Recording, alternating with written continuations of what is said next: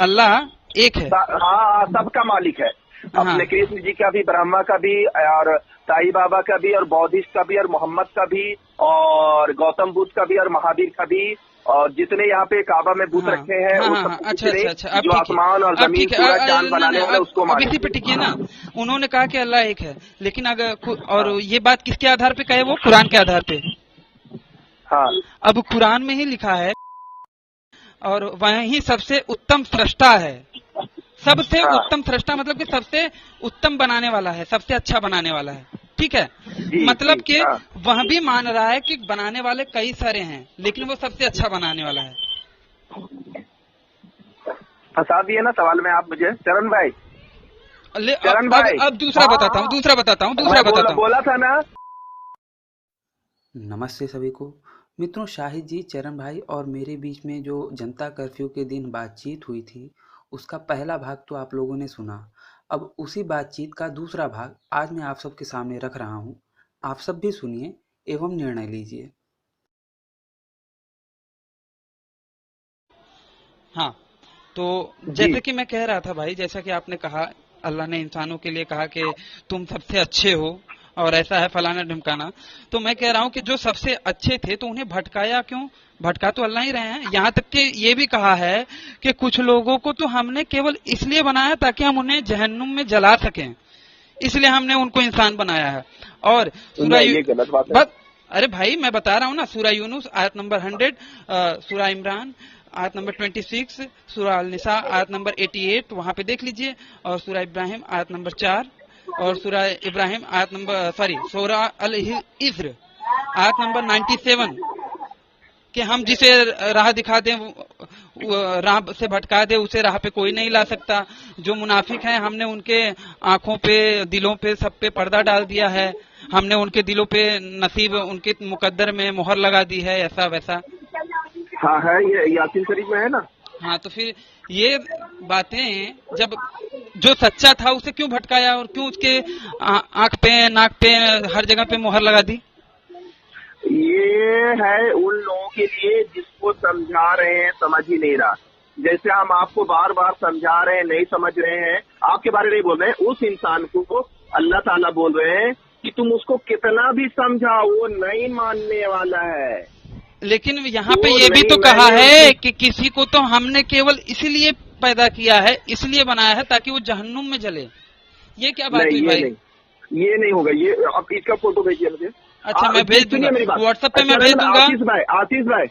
आशीष भाई सबसे पहले तो आप ये सुनिए कि ये आयत उतरी क्यों और ये कहाँ पे उतरी और उसका तस्रीर पढ़िए। एक सूरत हाल बात सुनिए, वाली कुरान नहीं बात है, सुनिए, ये सिर्फ मीनिंग वाली कुरान है मेरे भाई। ना, आपको मैंने सबसे पहला जो मैंने आयत का वो दिया था वो तफसीर इब्ने कसीर का ही दिया था, जिसमें तस्रीर हर एक चीज बताई थी, शाने नुजूल हर एक चीज बताया था, है ना। मैंने उसके साथ आपको दिया था, भूलिए मत। फोटो भेजिए, मैं बता देता हूँ आपकी निकाह समझने में मैं आपको बिल्कुल भेजूंगा, मैं आपको बिल्कुल भेजूंगा। ठीक है। अच्छा, अब ये नहीं पहले, लेकिन अभी ये क्लियर नहीं हो रहा है। ये आपने जन्नत और जहन्नुम वाला बताया नहीं, प्रमाण नहीं बताया।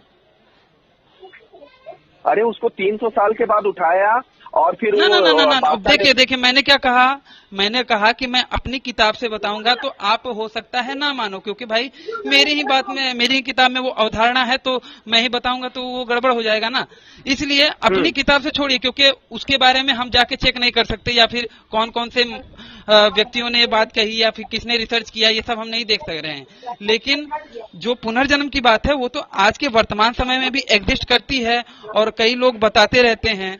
साल में मुझे याद नहीं आ रहा है, मैंने एक देखा था कि हर साल में कई सारे केसेस पुनर्जन्म के होते हैं। आप बता दीजिए ऐसा कोई एक भी केस है इस शतक में, इस शताब्दी में कि जन्नत देख के आया? तो हाँ, तो लिखित में। तबारक अल्लाह जी का क्या होएगा फिर? क्या तबारक अल्लाह जी सूरह मुल्क में जो है भाई मैं देखिए, मैंने वेद से बात ही नहीं की, मैंने अवधारणा वेद की है, लेकिन मैंने बात बताई आपको दुनियावी। आप बताइए मुझे कि कोई ऐसा बात बताते, दुनियावी बात बताते हैं प्रमाण के रूप में। अगर सुनिए, प्रमाण के रूप में सपोज दैट आशीष भाई जाकर जन्नत देखकर आ गए, ठीक है, और जन्नत से 5-10 किलो फल फ्रूट और एक वो हूर भी वहां से लेकर आ गया। ठीक है, मेरी बात गौर से सुनिएगा, ठीक है। सपोज दैट आशीष भाई किसी वजह से चल गए और 10-15 किलो फ्रूट भी लेता है और वहां की एक खूबसूरत लड़की हूर को भी लेकर इस दुनिया में लेकर आ गया, दुनिया को दिखाने के लिए कि ये है परवान, ये जन्नत की हूर है और इसको मैं लेकर आया हूँ और ये है फ्रूट। तो फिर अल्लाह ताला आजमाइश कैसे करेगा कि भाई आंखें बंद करके तीर चलाना है, आंखें खोल के तीर वहां चलाने वालों को इनाम नहीं दूंगा। आजमाइश लेता कौन है? किस सूरत में आप आजमाइश लेते हैं? कोई आजमाइश कब लेता है? जब उसे जानकारी नहीं होती उस चीज के कि भैया मैं जिसकी आजमाइश ले रहा हूँ वो कैसा करेगा, अच्छा करेगा या बुरा करेगा, तभी आजमाइश लेते हैं ना। हाँ, तो मतलब कि वो अज्ञानी है। नहीं नहीं नहीं नहीं, देखिए रिज्क तो आपका अल्लाह ताला बोला है, रिज्क का जो है मैं जिम्मा लिया हूँ, तुमको आज क्या खाओगे क्या पियोगे, और सब्जी पे भी मेरा नाम है, मेरा फरिश्ता तुम्हारे घर तक पहुंचा देगा। भाई सब्जी पे मेरा नाम वाली बात है, देखिए कई लोग तो टमाटर में भी नाम बताते हैं, कई लोग तो कई सारी चीजों में, प्याज में भी नाम बताते हैं, वो नाम बताने वाला छोड़ दीजिए। मेरी बात सुनिए, मेरी बात सुनिए, मेरी एक मिनट अभी आप बात का मत काटिएगा का, एक मिनट मेरी बात सुनना है। जो आपको आज खाना नसीब होगा उसका फैसला अल्लाह ने कर दिया कि आज आप यही खाएंगे। अब भले आपके सामने खीर और दूध और मलाई रहेगा, लेकिन अगर आपकी किस्मत में अल्लाह ने दाल रोटी लिखा है, कोई माँ का लाल, उसका जिम्मा अल्लाह ने लिया। लेकिन अमल जो होती है ना, अमल से बनती है जन्नत भी जहन्नम भी। ये खाकी अपनी फितरत में न नूरी है न नारी है। अमल का बादशाह अल्लाह ने रूह को बना दिया, पूरे जिस्म का बादशाह रूह को बना के बोला है हम तुम्हारी आजमाइश लेंगे। लेकिन आपके जिंदगी में, मेरी बात सुनिए, आपको कितना तकदीर में दौलत मिलना है, बंगला मिलना है, उसका फैसला अल्लाह करेगा। आज आपको क्या खाना है, कल क्या खाना है, उसका फैसला वो वही अल्लाह करेगा। लेकिन आप जो अमल कर रहे हैं, अमल कर्तव्य, उसका बादशाह आपको बनाया है और उसका हिसाब क़यामत में देगा। भाई इस पे बात हमारी, ज्यादा अन्याय करोगे तो यहाँ पाप भी देगा, लेकिन उसका यहाँ भी देगा और वहाँ भी देगा। ना। अच्छा साहिब बात सुनिए, नहीं एक मिनट चरण भाई, इस पे तो बहुत बात करने दीजिए। इस पे मैंने इनको एक बार और भी समझाया था, फिर से कहूंगा कि अगर अल्लाह ने सबका तकदीर लिख दिया है तो मैं बंगला खड़ा करने वाला हूँ और शाहिद भाई बंगला नहीं खड़ा करेंगे, ये तकदीर लिखा हुआ है, ठीक है, मानते हैं? हाँ। तो भैया ये तकदीर अब बंगला में कैसे खड़ा करूंगा? अपने मेहनत से, अपने शरीर की मेहनत से ना। हाँ। लेकिन ये जो मैं शरीर से बंगला खड़ा करने का कार्य कर रहा हूँ, ये लिखा किसने है मेरी तकदीर में? अल्लाह ने। तो मतलब जो भी मैं कर रहा हूँ वो तो अल्लाह ने पहले ही लिख रखा है ना। तो अगर कोई, लेकिन कर्तव्य पाप और नेकी का बादशाह आपको बनाया है। कैसे बनाया? जब उन्होंने तकदीर लिख दी है, मेरी तकदीर में लिखा ही है कि भैया मैं आगे जाके क्या नाम से टेररिस्ट बनूंगा, तो फिर उनका कर्तव्य कहाँ से आया? तब तो मैं उसी दिशा में कार्य करूंगा ना, क्योंकि उन्होंने लिख दिया है। तो मेरे शरीर पे मेरा बस कहाँ चला? तो मेरी बात नहीं समझ रहे बात को। आपके तकदीर में बंगला लिख दिया है तो आपको मिलना है, कोई माइकल लाल रोक नहीं सकता है। हाँ। आपके तकदीर में अगर मिलीनियर मैन बनना है, वो अल्लाह ने लिख दिया, आपको मिलना ही है। आपके तकदीर में आज मुर्गा, मछली और मटन बिरयानी और खीर लिखा है, तो आपको वही चीज मिलेगा, दुनिया पूरी ताकत लगा ले। लेकिन आज जो आप कर्तव्य करेंगे, कर्तव्य, जो गलतियां लड़कियों को छेड़े या जुआ खेले या शराब पिए या किसी के साथ लोग, उसका मालिक आपको बनाया, इसका हिसाब आपको क़यामत के दिन देना पड़ेगा। कैसे मुझे मालिक बनाया? जब उन्होंने नसीब में लिख दिया है कि मैं लड़की को छेड़ूंगा, तो मैं तो छेड़ूंगा, तो फिर भैया मेरे नसीब में लिखा है ना, तो मैं शरीर का मालिक कहाँ हुआ? कर्तव्य का मालिक आप हुए ना। कैसे हुआ? आपने गलत कर्तव्य किया ना। अब ये देखिए, रुक जाइए, इसका निर्णय चरण भाई करेंगे हमारी बात का। चरण भाई आप बताइए, जब मेरे नसीब में लिख दिया गया है कि लड़की को, तुम एक लड़की का बलात्कार करेगा, तेरे नसीब में ऐसा लिख दिया गया है, तो मेरे शरीर पे मेरा बस कहाँ रहा? क्योंकि मैं जो भी अपने शरीर से कार्य करूंगा वो तो मेरे नसीब में जो लिखा है उसी के आधार पे करूंगा ना। सही बात है, ये तो हकीकत है, वो जो लिख दिया है वही होगा। अब वो कह रहे, चरण भाई, हाँ, आपका कर्तव्य को नहीं लिखा है उन्होंने। कर्तव्य आपका जो कर्म है, कर्म उसको नहीं लिखा है उन्होंने।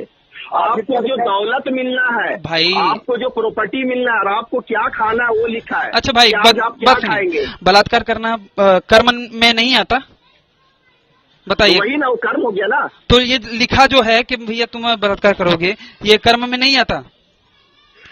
तो ये कर्तव्य का भाषा आपको उसका जो है ना, उसका तकदीर नहीं लिखा है। कर्तव्य से आप समझते क्या है? आपने क्या, अच्छा सुनिए, what is the meaning of कर्तव्य? सुनिए, कर्तव्य मतलब क्या? कर्तव्य मतलब क्या?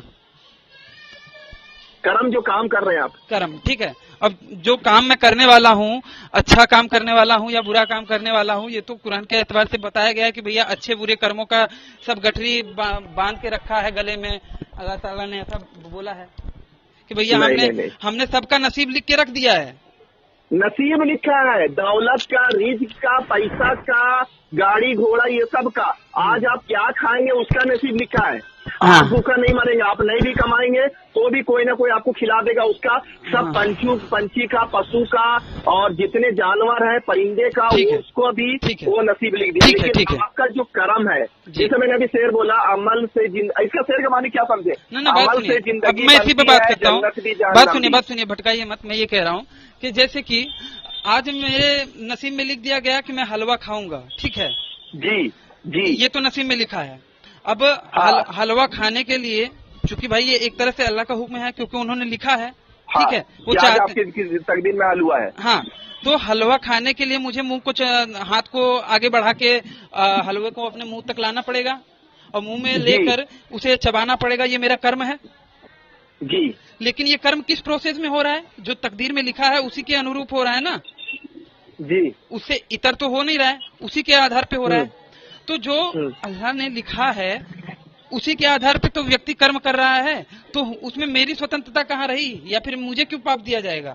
जबकि उन्होंने खुद बोला है कि कर्म जो ऐसा भी उन्होंने नसीब लिखा है तो नसीब के आधार पे ही कर्म करूंगा ना मैं, उससे इतर तो उनकी नाफरमानी के हिसाब से तो नहीं कर सकता। जैसा उन्होंने नसीब लिखा है उसी के आधार पे मैं कर्म करूंगा। अच्छा ठीक है, मेरा ये शहर के मतलब आप क्या समझते हैं? अमल से जिंदगी बनती है, जन्नत भी जहन्नम भी। ये खाकी मतलब कि मट्टी का पुतला, मतलब ना आप अपनी फितरत में जन्नती है ना जहन्नमी है। ना जब पैदा होता है तो उस वक्त ना तो वो स्वर्गीय जाता है या नरकी जाता है, बल्कि उसकी कर्म रहता है, उस बुनियाद पे उसको जन्नत मिलेगा और जैसा उसका कर्म रहेगा उस बुनियाद पे उसका स्वर्ग मिलेगा। भाई उन्होंने खुद बोला है कि भैया मैंने कुछ लोगों को बनाया ही इसलिए है, जहन्नुम की आग के लिए ही बनाया है। ये बात गलत है, ये वो फोटो दीजिए, मैं साबित कर दूंगा। ठीक है, अब मेरी सवाल, लेकिन अभी तक इतना तो मानते हैं कि जन्नत और जहन्नुम का कोई भी प्रमाण आज के टाइम पे एग्जिस्ट नहीं करता, जैसा कि मैंने बताया। या फिर किसी भी प्रोफेसर ने, किसी भी साइंटिस्ट ने, किसी भी व्यक्ति ने, एक नॉर्मल से व्यक्ति ने ये बात नहीं बताई कि हाँ भैया जन्नत और जहन्नुम होता है या ऐसा मैंने वो देखा है। लेकिन पुनर्जन्म का कई सारे हैं, इतना मानते हैं। ओके कि हाँ, चरण में भी कल बता रहे थे, मैं कानपुर में गया था तो ऐसा है। आशीष भाई सुनो जी, एक मिनट। आशीष भाई, शाहिद भाई, मैंने कल बताया था ना, जैसा कि कानपुर में मैंने देखा है, ठीक है, वैसे ही एक किस्सा और है। जैसे एक बंदा है, जो बंदा 5 वक्त का नमाजी था, हाँ, इस्लाम को मानने वाला, तो वो मर गया, ठीक है। अब जैसे शाहिद भाई बोलते हो कि जैसा वो उनका मानना है कि जन्नत है, ये है, वो अल्लाह का बहुत बड़ा क्या बोलता है वो भक्त था, ठीक है, बहुत वो अल्लाह को मानने वाला और अल्लाह की भक्त नहीं, गुलाम होते हैं भाई, गुलाम होते हैं। बोला ही गया है कि स्लेव ऑफ अल्लाह। अच्छा ठीक है, जो भी है मेरे तरफ से मैं उसको यही बोलूंगा कि भक्त जो होता है ना, जो भक्त होता है वो जिसकी भक्ति करता है उसकी बातों को मानने के लिए बाध्य नहीं होता, लेकिन जो गुलाम होता है वो हर एक बात को मानने के लिए बाध्य होता है। और शाहिद भाई भी इससे इनकार नहीं कर सकते कि हाँ वो अल्लाह के गुलाम हैं। अच्छा ठीक है, हम ईश्वर के गुलाम नहीं है, हम ईश्वर के भक्त हैं। भक्त और गुलाम में बहुत जमीन आसमान का फर्क होता है। अब वो जैसा वो बंदा मर गया, ठीक है, वो मरने के बाद में फिर उसका पुनर्जन्म हो गया, ओके, ठीक है, उसका पुनर्जन्म हुआ किसी एक हिंदू परिवार में, ठीक है।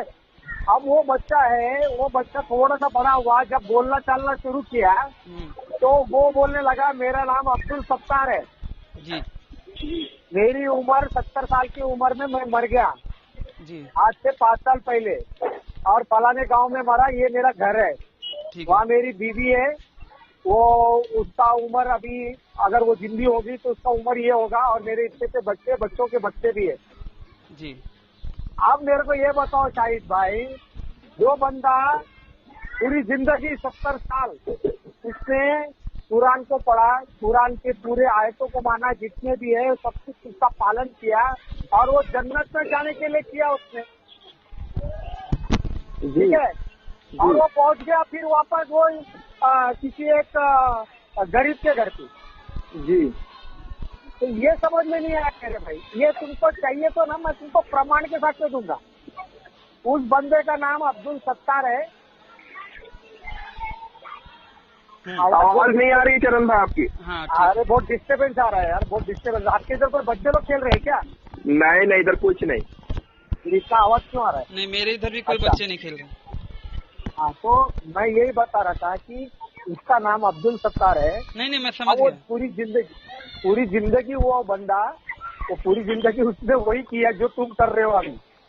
नहीं, बात सुनिए चरण भाई। इन शॉर्ट में ये बताना चाहते हैं कि एक मुस्लिम था जो कि मुस्लिम रीति रिवाज से उसने नमाज वगैरह हर एक चीज जो भी इस्लाम में कहा गया है वो सबको फॉलो करते हुए मरा, और उसके हिसाब से, कायदे के हिसाब से देखा जाए तो उसे जन्नत और जहन्नुम में जाना चाहिए था, लेकिन वो तो दोबारा पैदा हो गया। ऐसा क्यों? ये प्रमाण है। और एक दूसरा बंदा है जो हिंदू धर्म में था, वो 60 साल की उम्र में मर गया। उसका नाम श्याम नारायण गुप्ता, ठीक है जी। वो बंदा मर गया। वो बंदा मरने के बाद में, वो बहुत गरीब बंदा था, बहुत गरीब बोला तो बहुत गरीब था। वो आज खाएगा, अभी खाएगा तो भी शाम का उसका खाने के वांदे थे, तो वो बीमारी से मर गया बेचारा। अब जब वो पैदा हुआ तो एक बहुत अच्छे बड़े खानदान में, बहुत उच्च खानदान में और बहुत पैसे वाले धनी लोगों के घर पे पैदा हुआ। पैदा होने के बाद में फिर वो वही किस्सा बोल रहा है, और वो बोल रहा है कि यार मेरा फलाना गांव में मेरा घर है, मेरी बीवी है, मेरा ऐसा हम बहुत गरीब है। और तो फिर गए वहां पर जाके देखे तो सब हकीकत है।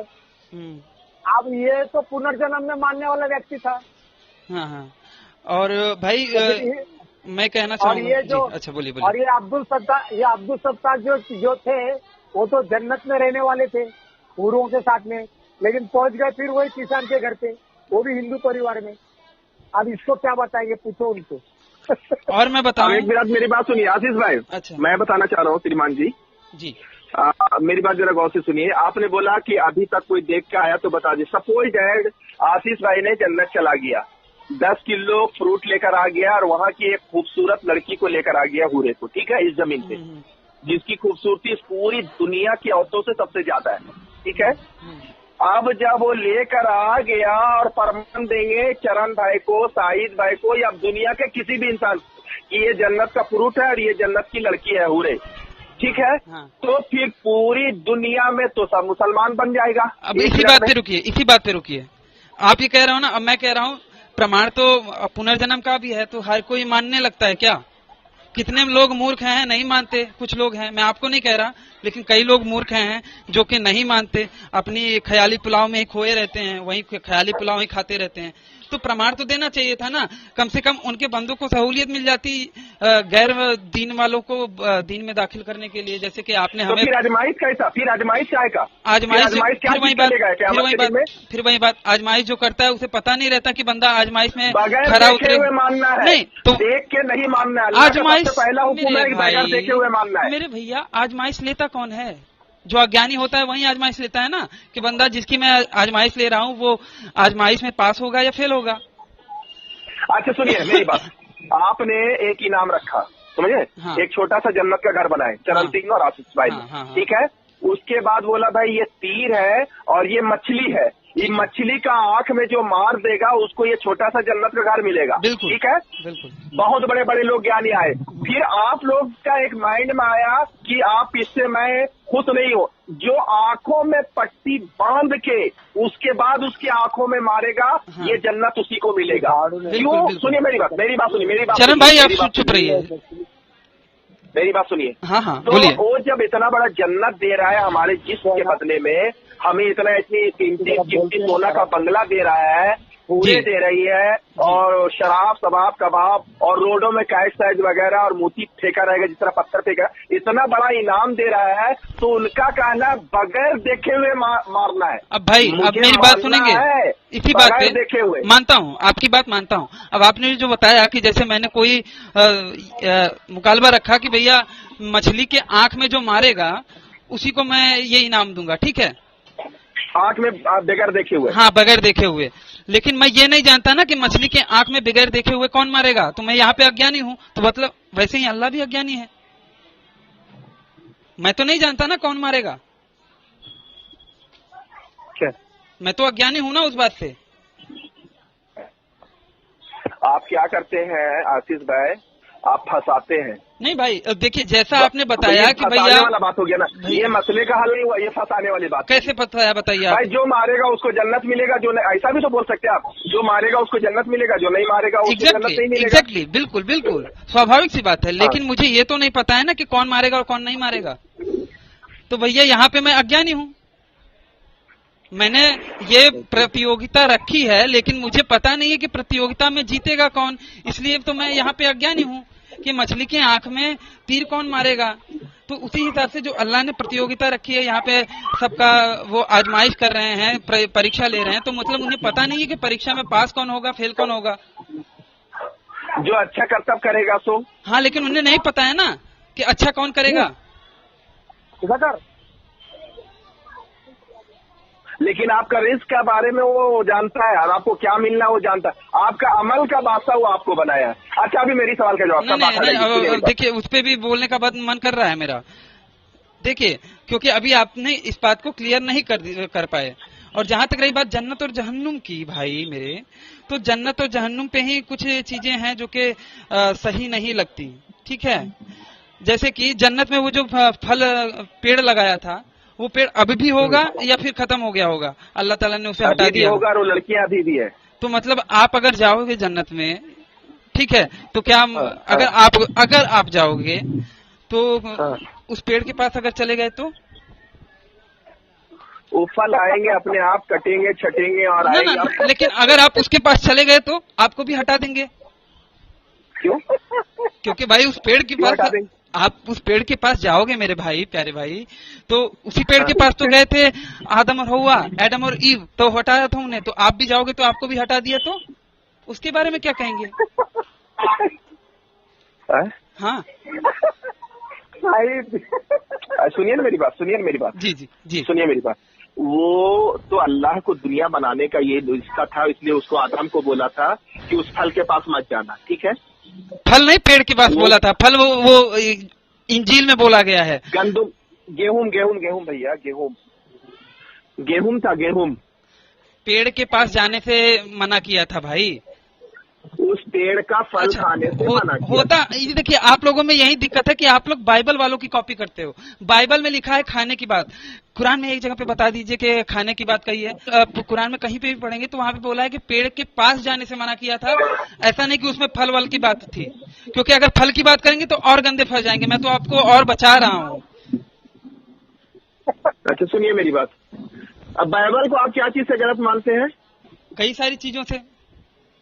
क्या चीज, उसमें क्या चीज गलत है? बाइबल में जैसे कि देखिए पैगंबर लूत जो हैं, ठीक है, उनके बारे में बोला गया है कि उत्पत्ति में चैप्टर नंबर 27 में बोला गया है कि and the 2 daughter of Lot where the child by the father, कि उनकी 2 बेटियों ने उनके साथ सेक्स करके गर्भवती हो गई। ये गलत नहीं लगता?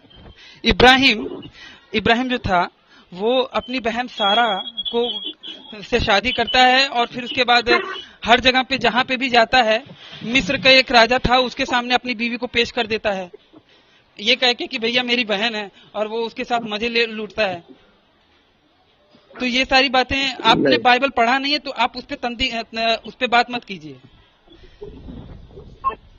और जैसा कि बारे भी हम जवाब देंगे, वो ऐसा नहीं है चरण भाई, वो ऐसा है कि शायद इब्राहिम नहीं थे, शायद मूसा अलैहिस्सलाम थे, तो या तो इब्राहिम भी हो सकते हैं, उसका रिसर्च नहीं, लेकिन थोड़ा सा मैंने एक सुना था। मैं उत्पत्ति की बात बता रहा हूँ भाई, मैं आपको बता रहा हूँ कि उत्पत्ति में लिखा है इब्राहिम के बारे में, ठीक है, आप उसके बारे में बात मत कीजिए, ये बताइए कि वो पेड़ हटाएंगे कि रखे रहेंगे। अभी वो बात नहीं, मेरी बात सुनिए, वो तो हर चीज पे कादिर है ना भैया भाई। लेकिन यहाँ पे देखिए, यहाँ पे जन्नत जहन्नुम के कॉन्सेप्ट में भी कह रहा हूँ ना कि भैया वो पेड़ हटाएंगे कि रखेंगे।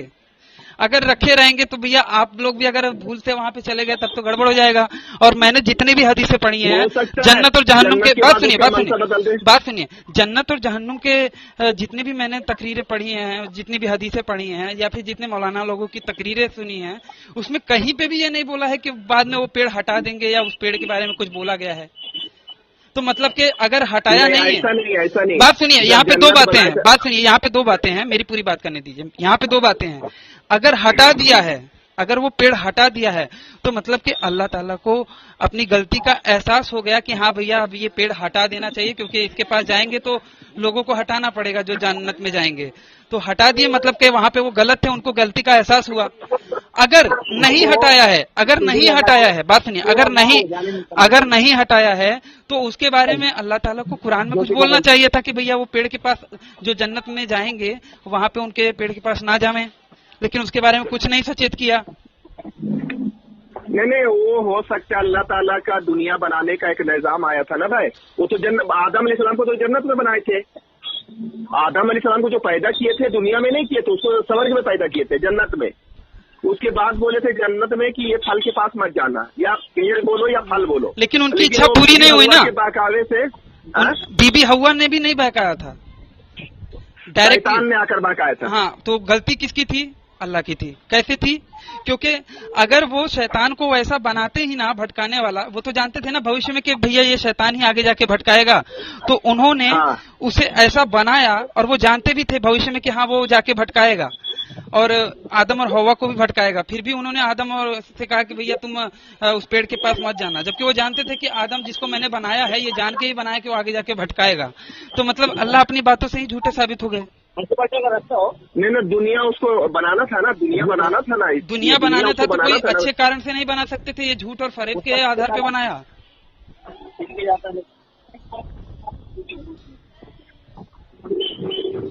अच्छा, मेरी बात आप सुनिए। नहीं भाई, ये देखिए, इसको क्लियर नहीं करेंगे। जन्नत तो जन्नत, आपके मैंने कमेंट सुने हैं, आप तो चरण भाई को कहते थे कि भाई जन्नत पे मेरा बहुत बड़ा एतबार है, तो इतना ही एतबार है कि आपको उसके आधार के बारे में कुछ जानकारी नहीं है। हाँ, उसके बुनियादी चीजों के बारे में आपको जानकारी नहीं है भाई। तो मैं क्या कहूँ कि आपको कैसे आपने यकीन कर लिया? जो दिमागदार आदमी होता है कुछ तो उसका प्रूफ, कुछ उसका सेंस लगाता है, तब उसको मानता है ना। मैंने अगर पुनर्जन्म को माना है तो मैंने कुछ उसका आधार देखा है तब मैं मानता हूँ, मैंने उसके कुछ प्रमाण देखे हैं तब मैं मानता हूँ। आपको तो मतलब बुनियादी चीज नहीं पता है। तो आपको मतलब मोहम्मद सल्लल्लाहु अलैहि वसल्लम का कोई भी ऐसा फरमान नहीं दिख रहा है इस दुनिया में? मैं जन्नत और जहन्नुम पे बात कर रहा हूँ, बाकी पे बात करेंगे तो और गंदे फंस जाएंगे। तो भी रिसर्च करना पड़ेगा आशीष भाई, उसके बारे में रिसर्च करना पड़ेगा। मैं आप सॉकेट, मेरा नमाज का समय हो गया है। आपको अगर रिसर्च, देखिए 4 दिनों से बात हो रही थी कि जन्नत और जहन्नुम पे बात करेंगे, जन्नत और जहन्नुम पे बात करेंगे, तब तक भी आपने रिसर्च नहीं किया था और अब आप ऐसा कह रहे हैं। चलिए कोई बात नहीं, और कल बात करेंगे। लेकिन आपसे एक दरख्वास्त है कि कल कुरान लेके बैठिएगा। नहीं, कुरान लेके बैठेंगे तो क्या होगा? आपने जिसका बताया सूरा नंबर, तो वो ढूंढना पड़ेगा ना यार हफीज भाई। अच्छा, आप एक एप्लीकेशन डाउनलोड कर लीजिए कुरान का हिंदी में, उसमें पारा नंबर की बताइएगा। नहीं, सुनिए 30 पारे हैं कुरान के। बात सुनिए, 30 पारे, बात सुनिए। जो कुरान जब बनी थी तो क्या 30 पारे थे? क्या एग्जिस्ट में करते थे? 30 पारे नहीं थे। कुरान का अगर आप बनावट देखेंगे टेक्निकली तो उसमें केवल सूरा हैं और आयतें हैं। लोगों ने अपने, मौलाना लोगों ने और कई लोगों ने अपनी सहूलियत के उसमें पारा, सिपारा ये सब जो जोड़ दिया है, रुकू ये सब जोड़ दिया है। लेकिन एक्चुअल में देखेंगे तो वो आयत है और सूरा है और आयत है, और मैं सूरा और आयत ही जानता हूँ, पारा सिपारा वो सब मैं नहीं वो करता। वो लोगों ने अपने हमारे कुरान में कैसा बनाया है? फर्स्ट पारा, दूसरे पारा, जैसे सूर्य यासीन शरीफ मैंने पूछा तो आपने बोला 23 पारा में 17वें रुकू में देख लीजिए। ना प्यारे भाई इमरान, हाँ चौथा रुकू, तो उसमें क्या? चौथा रुकू, मैं रुकू कभी बोलता ही नहीं। मैं क्या कहता हूँ, आयत और सूरा, अब ये कह दीजिए कि आयत और सूरा गलत है, आयत और सूरा बताना गलत है। आयत और सूरा सही है, लेकिन कौन से रुकू में और कौन से पारे में, ये भी आप रुकू नहीं, 114 सूरा है। अब आपको 114 में से मैं जो सूरा का नाम बता रहा हूँ वो आपको नहीं ढूंढने में आ रहा, तो आप कैसे मुसलमान हो? नहीं तो सुनिए मेरी बात, सुनाइए। आप मेरे को फिर आप फोटो भेजना पड़ेगा क्या? हाँ, नहीं, मैं आपको एप्लीकेशन का लिंक दे दूंगा। फोटो भेजिए तो मैं प्यारे भाई आप जो भी भेजेंगे तो उसका फोटो भेजिए। मैं उसमें आपको फारूक खान और नदवी जी दोनों का अनुवाद और एक इंग्लिश ट्रांसलेशन भी उसमें, उसी एक एप्लीकेशन में आप 3-3 ट्रांसलेशन देख सकते हैं, वो मैं दूंगा। उसे आप देखिएगा कि भैया वो गलत है कि सही है, उसे आपके ही आलिम लोगों ने लिखा है, तर्जुमा किया है, आप देखिए और उसी से हम बात करेंगे, है ना? अच्छा, पहले मेरी बात शॉर्टकट है, 1 मिनट आप सुन लीजिए मेरी बात, सुनिए मेरी बात। आपको नमाज के लिए देरी हो रही थी शायद, आपको नमाज के लिए देरी हो रही थी शायद। हाँ, देरी तो हो रही है, बस 3 मिनट है। मतलब आप लोग नहीं मानते हैं, मैं शॉर्टकट में इसलिए तो बात कर रहा हूँ, आप लोग नहीं मानते कि जन्नत और जहन्नम है। भाई उसका प्रमाण ही झूठा है, इसलिए हम नहीं मानते। और उसमें जो तो बातें अल्लाह को भी नहीं मानते उसमें? नहीं, आप अल्लाह को भी नहीं मानते। हाँ, क्योंकि वो 2-2 बातें कुरान में करते हैं। अच्छा, फिर आप मोहम्मद को भी नहीं मानते? हाँ, क्योंकि अभी तक उसका प्रूफ नहीं मिल पाया। फिर आप ये भी नहीं, तो फिर आप ये भी नहीं मानते कि मोहम्मद जो अरब में आकर लोगों को सच्चाई का दावा दिया था, सबका मालिक एक है, ये भी नहीं मानते? जो वो सच्चाई की बात बताए थे, सबका मालिक एक है, ठीक है, उसी में बोला गया वो सबका मालिक एक, मतलब कि अल्लाह एक है ना? हाँ, अल्लाह एक है। हाँ, सबका मालिक है। अपने कृष्ण जी का भी, ब्रह्मा का भी, और साईं बाबा का भी, और बौद्धिस्ट का भी, और मोहम्मद का भी, और गौतम बुद्ध का भी, और महावीर का भी, और जितने यहाँ पे काबा में बुत रखे हैं वो सब अच्छा, जो आसमान और जमीन पूरा चांद बनाने वाला उसको अब इसी पे टिकिए ना। उन्होंने कहा कि अल्लाह एक है, लेकिन अगर और ये बात किसके आधार पे कहे? वो कुरान के आधार पे। हाँ, अब कुरान में ही लिखा है, कई सारे हैं, मैं बारी बारी से बताऊंगा।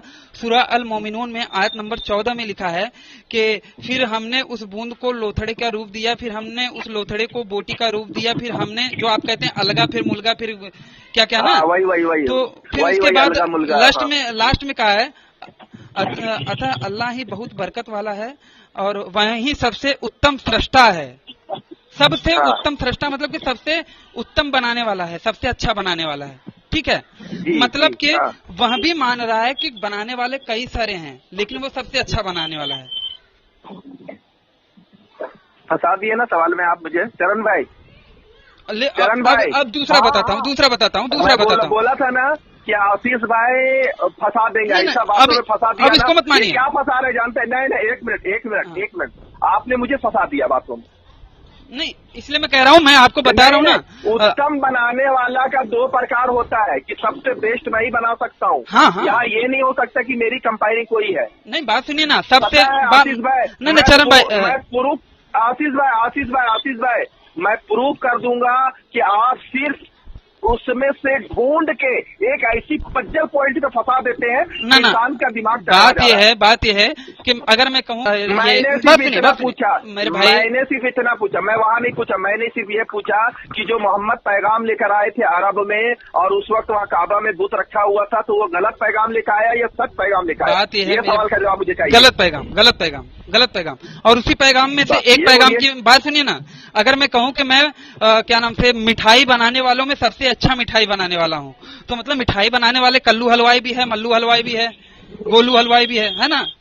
तो उसी हिसाब से हुआ बातों में फंसाना, ये हुआ बातों में फंसाना। अच्छा, ये मान्यवर श्रीमान जी, ये मसले का हल नहीं है, ये टॉपिक को एक बूंद को पकड़ के फंसा देना। ना शाहिद भाई, ठीक है शाहिद भाई, मैं आपको कह रहा हूँ, आप चेक कर लीजिएगा सूरा अल मोमिनून में आयत नंबर 14। अरे भैया, 2 तरह के इसमें मिसाल, चरण भाई, इसमें 2 तरह का मिसाल निकल सकता है कि नहीं, कि मैं सबसे अच्छा बनाने वाला हूँ। हाँ, तो मेरे कंपेयरिंग में कोई हो ही नहीं सकता। किनसे अच्छा बनाने वाला हो, किनसे अच्छा? हाँ, वही तो बात है। अगर बात सुनिए, अगर आप अकेले थे तो कहना चाहिए था मैं ही बनाने वाला हूँ, लेकिन कह रहे हैं मैं सबसे अच्छा बनाने वाला हूँ, मतलब कई लोग हैं। मैं ही बनाने वाला हूँ और सबसे अच्छा बनाने वाला हूँ। सबसे जहाँ पे कहोगे तो वहाँ पे कई लोग आ जाएंगे ना बनाने वाले, तो है ना। अच्छा सूर्य, अभी मैं यही बोलूंगा, कुल वल्लाहु अहद में जो सूरह इखलास है, कुल वल्लाहु अहद अल्लाहु समद लम यलिद वलम यूलद, मैं एक हूँ और ना मेरा कोई औलाद है और ना मैं किसी का औलाद हूँ, और मैं हमेशा से हमेशा तक हूँ। जब वो अरब वाले लोग ये सवाल पूछे थे कि तुम्हारे मोहम्मद बने हैं, अल्लाह क्या किससे बनाया किया और उसका औलाद कौन है, भाई और वो कब तक रहेंगे दुनिया में, ये अरब वालों का क्वेश्चन था। कोई लाख बोले लेकिन तो मोहम्मद सल्लल्लाहु अलैहि वसल्लम के चुप हो गए। कोई लाख बोले लेकिन अल्लाह को अपनी बात से पे टिकना चाहिए था ना। वो तो कह रहे हैं कि मैं सबसे अच्छा बनाने वाला हूँ, मतलब सब में नहीं, यहाँ पे बोला क्या गया कि मैं बनाने वालों में से सबसे अच्छा बनाता हूँ। नहीं यार, सबसे उत्तम सृष्टा हूँ, सबसे उत्तम सृष्टा। सृष्टा मतलब होता है, गया है कि मैं ही एक बनाने वाला हूँ। ना ऐसा बोला ही नहीं है ना कि मैं ही एक बनाने वाला हूँ, बोला है कि मैं ही सबसे अच्छा बनाने वाला हूँ, मतलब बनाने वाले कई हैं। कहना है कि उन्होंने जो पैगाम लेकर आया था वो गलत पैगाम अच्छा, उसको छोड़, जो वहाँ पे अच्छा ये वाले को छोड़ दीजिए, इसको बाद में आप चेक कर लीजिएगा। मोमिनून का 14। अब सुनिए, मेरी बात सुनिए ना, एक और मैं आपको दे रहा हूँ। सूरा अस-सफ़ात में आयत नंबर 125 125 में बोला गया है कि क्या तुम देवताओं को पुकारते हो और सर्वोत्तम सृष्टा को छोड़ देते हो, सर्वोत्तम बनाने वाले को छोड़ देते हो। मतलब कि उनसे वो कह रहे हैं कि सबसे अच्छे बनाने वाले को क्यों छोड़ रहे हो, मुझे क्यों छोड़ रहे हो सबसे अच्छे बनाने वाले को। मतलब कि बनाने वाले कई हैं लेकिन सबसे अच्छा बनाने वाला मैं ही हूँ। नहीं, वहाँ ये बोल रहा है कि इन सब को जो तुम मान रहे हो उसको छोड़ो, सिर्फ एक जो सबसे उच्च है, जो सारे जहाँ का बनाने वाला है उसको मानो, ये बोल रहा है। मतलब मीनिंग दो तरह का निकलता है। सबसे उच्च है ना पॉइंट पे आप बात सुनिए। सबसे कभी भी आप पूरी उठा के देख लीजिए, आपने जहाँ जहाँ मुझे फंसाए हैं तो आप ऐसे ही मुझे फंसाए। ना मेरे भाई, प्यारे भाई, आप कह रहे हो ना कि सबसे अच्छे बनाने वालों में से एक हैं, तो बनाने वाले कई हैं लेकिन वो सबसे अच्छे हैं। नहीं, ऐसा हो ही नहीं सकता। और बताऊं, ये बोला और बताऊं कि मैं सबसे टॉप हूँ, मैं टॉप हूँ। सूरा अन-नहल आयत नंबर 101 वहाँ पे भी बोला है कि तुम सवाल नहीं सुनिए ना आशीष भाई मेरी बात सुनिए ना। आप ये जो पैगाम लेकर आए थे सबका मालिक है, वो गलत पैगाम। बात सुनिए। सूरा अन-नहल में बोला गया है आयत नंबर 101 में बोला गया है कि जब हम किसी आयत की जगह किसी दूसरी आयत को बदल कर लाते हैं तो अल्लाह भली भांति जानता है। अब यहाँ पे दो व्यक्ति समझ में आ रहे हैं, दो अल्लाह। कैसे, मैं बताता हूँ कि बोला क्या गया है कि जब हम किसी आयत को बदल के कोई दूसरी आयत लाते हैं तो अल्लाह भली भांति जानता है। अगर अल्लाह ये कह रहे थे तो अल्लाह को कहना चाहिए था कि जब हम किसी आयत को बदल के कोई आयत लाते हैं तो हम अच्छे से जानते हैं, या फिर अल्लाह अगर किसी आयत को बदल के कोई दूसरी आयत लाता है तो अल्लाह भली भांति। अल्लाह भली बात सुनिए, आप बात को पूरी करने नहीं दोगे तो समझोगे कैसे। या तो फिर ऐसा होना चाहिए था कि जब अल्लाह किसी आयत को बदल के कोई दूसरी आयत लाता है तो अल्लाह भली बात जानता है, लेकिन यहाँ पे बोला क्या गया है कि जब हम किसी आयत को बदल के कोई दूसरी आयत लाते हैं तो अल्लाह भली बात जानता है। यहाँ पे दो व्यक्ति बोल रहे हैं। इसका फोटो भेजिए, मैं इसका तस्वीर बताऊंगा। सूरा अन-नहल आयत नंबर 101। नहीं, उसका फोटो भेजिए। हाँ, फोटो भेजूंगा और आप हिंदी में। हाँ, आप मेरी 1 मिनट में सिर्फ यस और नो में जवाब दीजिएगा। आप मोहम्मद को नहीं मानते हैं को मक्का में जो आया था सच्चा पैगाम? कोई शक है? इसमें भी कोई शक है? इतना मैं आपको बता, इतने देर से हमारी आपकी बात हुई, आपको शक है? अल्लाह को भी नहीं मानते, आप अल्लाह को भी नहीं मानते। हाँ नहीं, क्योंकि वो दोगली बातें करता है, उसकी बातों पे भरोसा नहीं होता भाई। और आप जन्नत और जहन्नम को भी नहीं मानते क्योंकि वो झूठे हैं, उसका प्रमाण कहीं पे भी नहीं है, और जो जहाँ पे लिखा है वो बात जन्नत और जहन्नम का, वो भी झूठा साबित हो गया। ठीक है, आप जो फोटो भेजे उसका भेजिए, मैं आपको तस्वीर बताऊंगा। और ठीक है, अब मैं आपसे प्रमाण कुछ नहीं दूंगा आपको, और मैं मानता हूँ। शाहिद भाई। हाँ शाहिद भाई जी। हाँ, मैं भी नहीं मानता। जब से वो अब्दुल सत्तार को देखा, जब से वो अब्दुल सत्तार को देखा और वो श्याम नारायण गुप्ता को देखा, मैं नहीं मानता। ठीक, आप लोग दोनों नहीं मानते और मैं मानता हूँ और दिल से मानता हूँ। तू आगे होगा तो देख लेगा तो तू भी मान लेकिन इतना तो आप मानते हैं कि बिना प्रमाण के आप मान रहे हो, बस यकीन कर लिया है बस, क्योंकि आपने कोई सबूत नहीं दिया, कोई तर्क नहीं बताया। अगर मैं यकीन नहीं करूंगा तो मैं जन्नत से चला जाऊंगा ना आशीष भाई। यकीन, झूठी बातों पे यकीन करना चाहिए।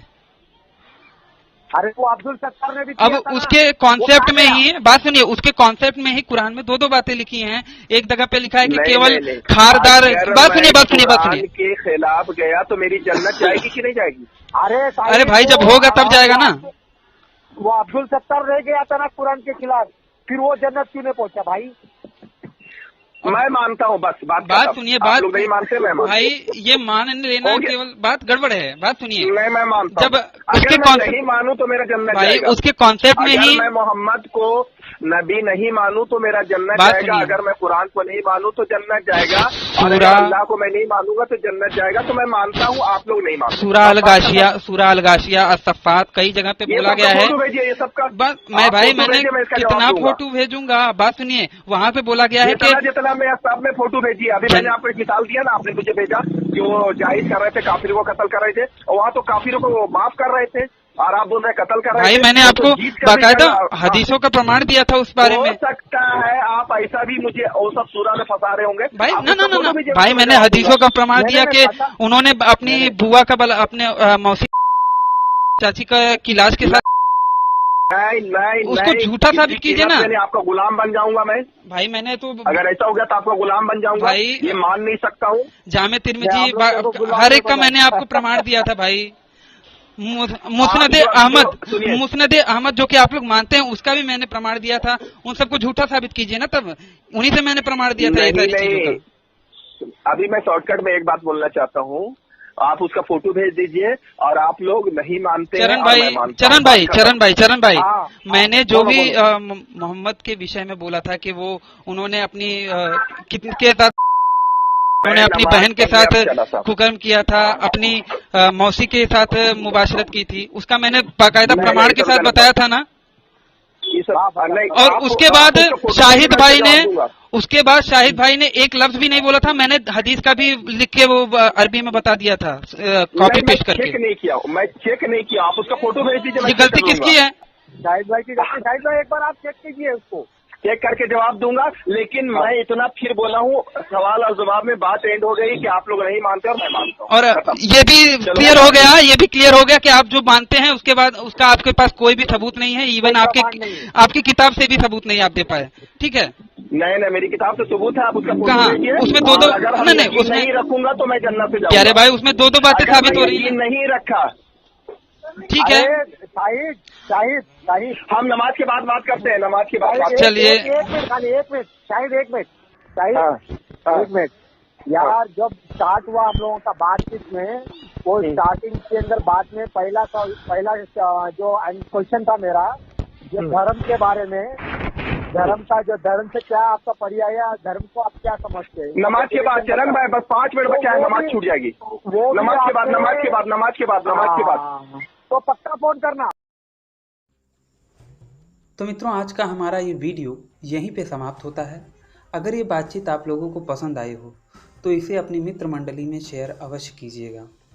मित्रों, जैसा कि आप लोग जानते हैं कि हमारा पिछला चैनल आशीष चौरसिया कुछ जिहादी तत्वों के द्वारा डिलीट करवा दिया गया था, इसीलिए अपने इस नए चैनल वैचारिक मंथन को सब्सक्राइब अवश्य करें। इस वीडियो को अंत तक देखने के लिए आप सबका बहुत बहुत धन्यवाद। नमस्ते जी, जय श्री राम, जय माँ भारती।